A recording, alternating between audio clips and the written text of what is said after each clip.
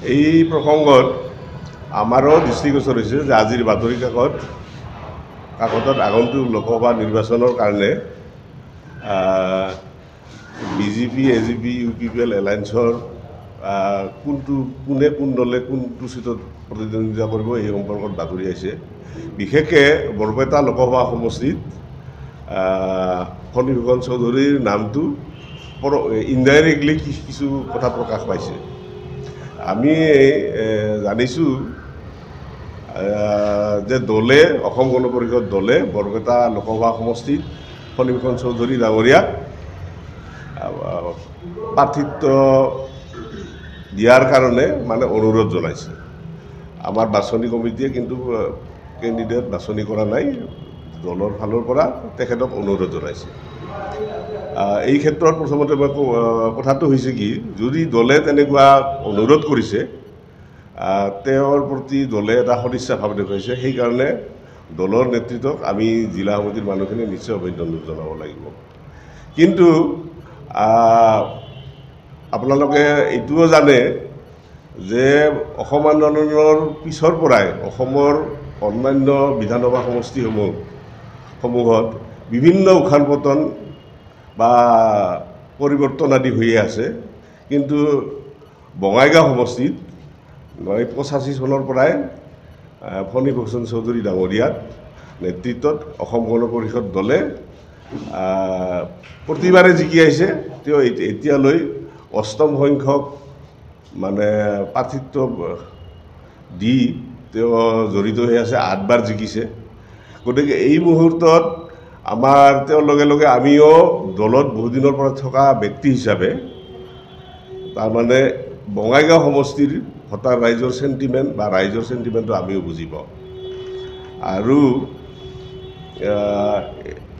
যেহেতু বাতৰিত ওলোৱাৰ লগে লগে ইয়াত এই বাতৰিটোৰ কাৰণে গোটেই সমষ্টিবাসী ৰাইজে প্ৰতিক্ৰিয়া প্ৰকাশ কৰিছে আৰু আমিও একেদৰে সেই প্ৰতিক্ৰিয়াখিনি আপোনালোকৰ সংবাদ মাধ্যমৰ জৰিয়তে গোটেই অসমৰ ৰাইজক জনাব বিচাৰিছোঁ যে আচলতে ফণীভূষণ চৌধুৰী ডাঙৰীয়াক বঙাইগাঁৱৰ ভোটাৰ ৰাইজে বিধায়ক হিচাপে থাকিবৰ কাৰণে অনুৰোধ জনাই আছে বা একেদৰে আমিও তেওঁক বিধায়ক হিচাপে বিচাৰোঁ। মানে লোকসভা বা অন্যান্য ইলেকশ্যনত প্ৰতিদ্বন্দ্বিতা কৰাটো আমি নিবিচাৰোঁ। আৰু হয়তো দলে এই সম্পৰ্কত যেতিয়া প্ৰাৰ্থী বাছনিৰ সভা সমিতি কৰিব, কাক নিৰ্বাচিত কৰি প্ৰতিদ্বন্দ্বিতাৰ কাৰণে আগবঢ়ায় সেইটো বেলেগ কথা, কেন্দ্ৰীয় সমিতিৰ কথা। কিন্তু এই মুহূৰ্তত বঙাইগাঁও ৰাইজৰ হৈ আমি প্ৰতিক্ৰিয়াটো এইটো দিব বিচাৰিছোঁ যে তেখেতক কোনো বিধায়ক হিচাপে সদায় থাকিব লাগিব আৰু ইয়াত MP বা তেনেধৰণৰ প্ৰতিনিধিত্ব লাগিব মানে দিয়া নাই। আৰু ছ'চিয়েল মাধ্যমৰ জৰিয়তে হওক বা অন্যান্য প্ৰতিক্ৰিয়া তেওঁৰ দিছে, ব্যক্তিগত প্ৰতিক্ৰিয়াটো যে তেওঁ মাইনাছ ফণীভূষণ চৌধুৰী ইয়াত AGPৰ কোনোবাই প্ৰতিদ্বন্দ্বিতা কৰিব। এই সিদ্ধান্ত যদি কাৰ্যকৰী হয় বা চূড়ান্ত হয় তেতিয়াহ'লে আপোনালোকৰ ফালৰ পৰা কেনেধৰণৰ প্ৰতিক্ৰিয়া হ'ব? নাই, কাৰ্যকৰী আমি মানে এইটো কৰিব নিদিব, আমাৰ বিৰোধিতা থাকিব এই কথাটো। তেওঁ বঙাইগাঁও ৰাইজে MLA হিচাপে বিচাৰে, MLA হিচাপে থকাটো আমিও বিচাৰোঁ, এইটোৱে।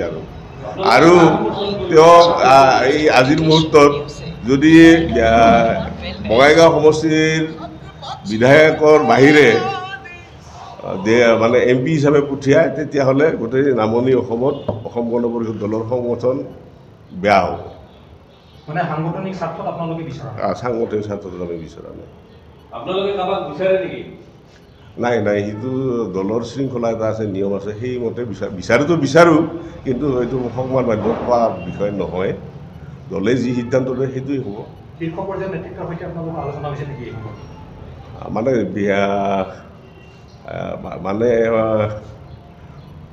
মানে ফুল ফ্লেজেড আলোচনা হোৱা নাই, কিন্তু কথাবিলাক জানো।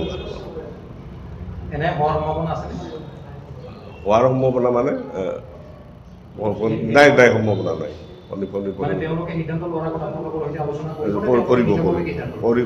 কেন্দ্ৰীয় সমিতিৰে আমাৰ যদি দিব লাগে তেতিয়াহ'লে আমাৰ লগত আলোচনা কৰিব।